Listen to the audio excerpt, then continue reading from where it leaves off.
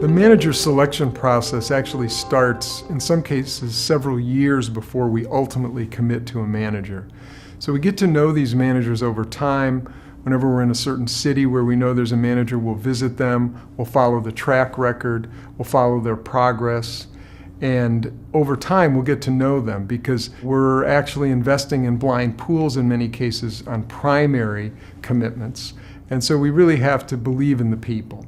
And so it's a question of getting to know them over time. Sometimes we have a few months, sometimes we have a few years. It depends on the situation. But we get to know them. We can reference them in the marketplace. We get to watch the deals that they've done and see how they progress.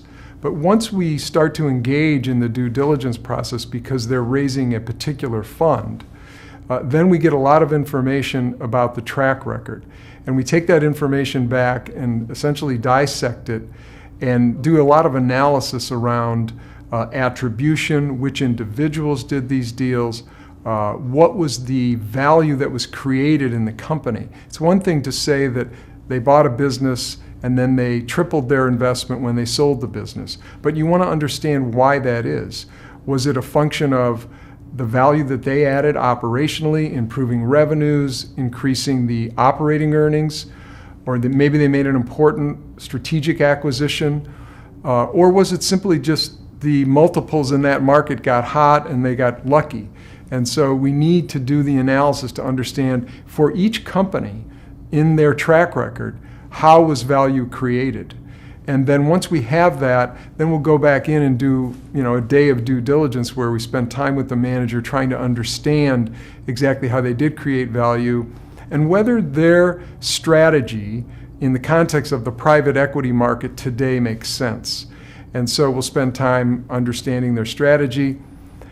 We will then go back and do more analytical work in the office, if you will. We'll make reference calls. We'll speak to the CEOs of some of the companies that they've owned to understand what kind of group they were to work with, what kind of value they added, whether they were good to work with, and whether they were involved in the strategic decision-making at the business as well as the operational decision-making.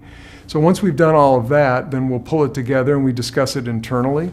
And if we have further questions, we'll go back and ask those.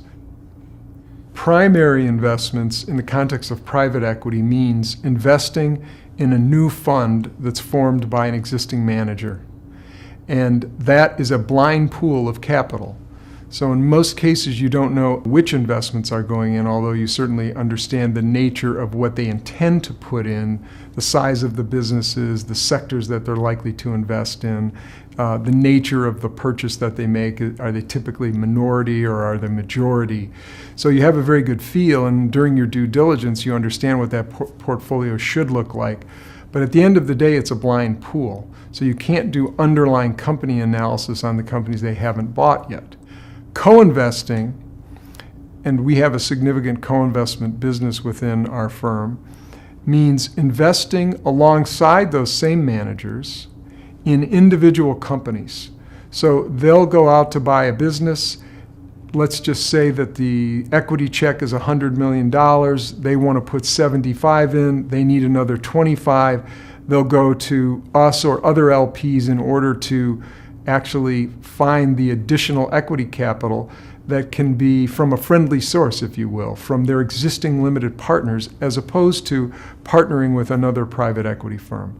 So the analysis that goes into a co-investment is different in the respect that you have all of the information about the individual company. There is no blind pool risk, essentially. You're investing in that business. And you have an opportunity to meet with the management team of the company. You have an opportunity to meet with the private equity manager, with the GP, in order to understand why they're buying it, what their strategy is, what their plan is, their vision for the business. And so that's a different set of skills in some respects than it is to assess a manager for a blind pool. So we have people that have experience in doing direct deals that execute co-investments on behalf of Pantheon. In between, if you will, a hybrid form is secondary investing. What that means is you're purchasing LP interests in funds that are seasoned. Someone invested in the fund 3 years ago. They've now drawn on half the fund's been drawn on, and so they want, for some reason, strategically or otherwise, to sell that fund position. So you may be looking at a single fund interest, or you may be looking at a portfolio of funds, and our secondary team is expert in that kind of analysis. And that analysis involves both assessing the value of the underlying companies that are already in the fund, that have already been purchased, and making a judgment around whether you believe that the value that the managers put on that is reasonable and what price you're willing to pay for that. And then you also have to assess whatever portion of the fund has yet to be invested. You need to assess the blind pool risk associated with that, making sure that you know the manager well and so forth. These three businesses, primary, co-investment, and secondary, are very complementary. And so we communicate every day amongst those three teams to make sure that everybody has the information they need and the capability that they need to make good judgments around those investment decisions.